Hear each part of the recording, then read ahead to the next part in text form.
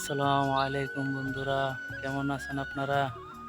এই যে দেখেন, আমি আজকে দ্বিতীয়বার হারভেস্ট করতেছি। এই যে এক ক্যারেট আছে, এক ক্যারেট আছে। আমার এই যে এটা 17% জমি, শশা ক্ষেত। এবং মনে করেন এটা ক্ষেতটা একটু নষ্ট হয়ে গেছে। কারণ হয়েছে আপনার, এটার মাঝে যে দিন বীজ রোপণ করছি সেই দিন থেকে বৃষ্টি, 1 তারিখ থেকে বৃষ্টি। আজকে গাছের বয়স 40 দিন, আমি দ্বিতীয়বার হারভেস্ট করছি।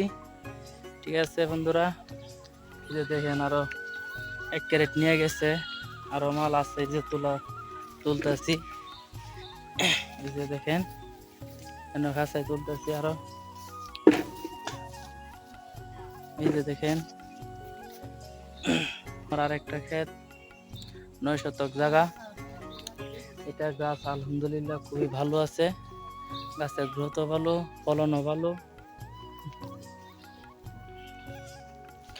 এই যে দেখেন ভরপুর ফুল করা আসছে। আজকে কামলা নিয়ে নিরাইতেছি, আরো নিজের বাকি আছে। আরো সকালে দোয়া করিবেন। এই যে দেখেন আমার খেতে বৃষ্টির জন্য ক্ষেত নিরাইতে পারি নাই, বনে ভরে গেছে।